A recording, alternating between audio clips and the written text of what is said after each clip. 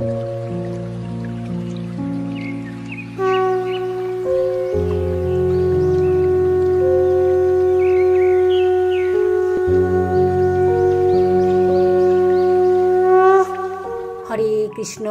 কৃষ্ণ কৃষ্ণ কৃষ্ণ হরে হরে, হরে রাম রাম রাম হরে হরে।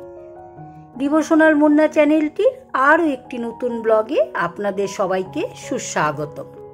এই ব্লগে আমি আপনাদের সাথে আলোচনা করতে যাচ্ছি পাণ্ডবা নির্জলা একাদশীর ব্রত কবে এবং ব্রতের মাহাত্ম্য কী। ভিডিওটি স্কিপ না করে সম্পূর্ণ দেখার অনুরোধ রইল আপনাদের কাছে। জ্যৈষ্ঠ মাসের শুক্লপক্ষের এই নির্জলা একাদশী ব্রত সম্পর্কে ব্রহ্মবৈবর্ত পুরাণে শ্রী ভীমসেন ব্যাসদেব সংবাদে বর্ণিত হয়েছে। মহারাজ যুধিষ্ঠির বললেন, হে জনার্দন, আমি অপরা একাদশীর সমস্ত মাহাত্ম্য শ্রবণ করলাম। এখন জ্যৈষ্ঠ শুক্লপক্ষের একাদশীর নাম ও মাহাত্ম্য কৃপাপূর্বক আমার কাছে বর্ণনা করুন। শ্রীকৃষ্ণ বললেন, এই একাদশীর কথা মহর্ষি ব্যাসদেব বর্ণনা করবেন, কেননা তিনি সর্বশাস্ত্রের অর্থ ও তত্ত্ব পূর্ণরূপে জানেন। রাজা যুধিষ্ঠির ব্যাসদেবকে বললেন, হে মহর্ষি দ্বৈপায়ন, আমি মানুষের লৌকিক ধর্ম এবং জ্ঞানকাণ্ডের বিষয়ে অনেক শ্রবণ করেছি। আপনি যথাযথভাবে ভক্তি বিষয়নী কিছু ধর্মকথা এখন আমায় বর্ণনা করুন। শ্রী ব্যাসদেব বললেন, হে মহারাজ, তুমি যেসব ধর্মকথা শুনেছ, এই কলিযুগে মানুষের পক্ষে সে সমস্ত পালন করা অত্যন্ত কঠিন, যা সুখে সামান্য খরচে অল্প কষ্টে সম্পাদন করা যায়, অথচ মহাফল প্রদান করে এবং সমস্ত শাস্ত্রের ফলস্বরূপ সেই ধর্মই কলিযুগে মানুষের পক্ষে করা শ্রেয়। সেই ধর্মকথাই এখন আপনার কাছে বলছি। উভয় পক্ষের একাদশী দিনে ভোজন না করে উপবাস ব্রত করবে। দ্বাদশী দিনে স্নান করে শুচিবস্ত্র হয়ে নিত্যকৃত সমাপনের পর শ্রীকৃষ্ণের অর্চনা করবে। এরপর ব্রাহ্মণদের ভোজন করাবে। অশৌচাদি ও এই ব্রত কখনো ত্যাগ করবে না। যে সকল ব্যক্তি স্বর্গে যেতে চায় তাদের সারা জীবন এই ব্রত পালন করা উচিত। পাপকর্মে রত ও ধর্মহীন ব্যক্তিরাও যদি এই একাদশীর দিনে ভোজন না করে তবে তারা যমযন্ত্রণা থেকে রক্ষা পায়। ব্যাসদেবের এইসব কথা শুনে গদাধর ভীমসেন অশ্বত্থ পাতার মতো কাঁপতে কাঁপতে বললেন, হে মহাবুদ্ধি পিতামহ, মাতা কুন্তী, দ্রৌপদী, ভ্রাতা যুধিষ্ঠির, অর্জুন, নকুল ও সহদেব এরা কেউই একাদশীর দিনে ভোজন করে না। আমাকেও অন্নগ্রহণ করতে নিষেধ করে, কিন্তু দুঃসহ ক্ষুধা যন্ত্রণার জন্য আমি উপবাস করতে পারি না।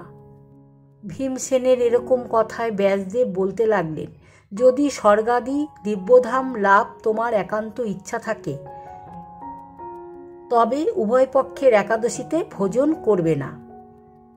তদুত্তরে ভীমসেন বললেন, আমার নিবেদন এই যে উপবাস তো দূরের কথা, দিনে একবার ভোজন করে থাকাও আমার পক্ষে অসম্ভব, কারণ আমার উদরে বৃক নামে অগ্নি রয়েছে। ভোজন না করলে সে কিছুতেই শান্ত হয় না, তাই প্রতিটি একাদশী পালনে আমি একেবারেই অপারগ। মহর্ষি, বছরে একটিমাত্রই একাদশী পালন করে যাতে আমি দিব্যধাম লাভ করতে পারি, এরকম কোনো একাদশীর কথা আমাকে নিশ্চয় করে বলুন।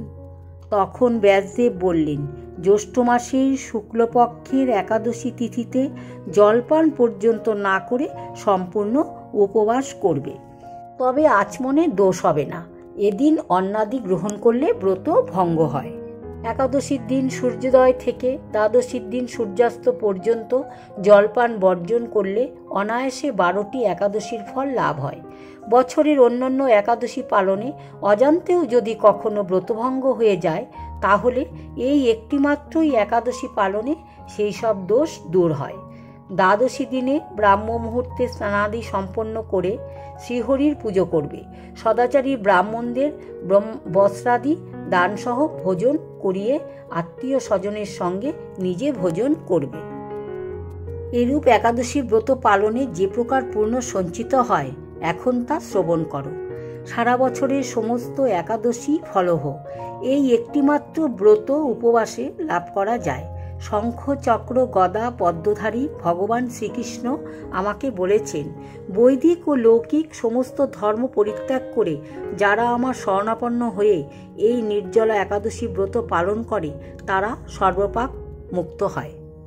মাসের শুক্লপক্ষের একাদশীতে অবশ্যই নির্জলা উপবাস করবে।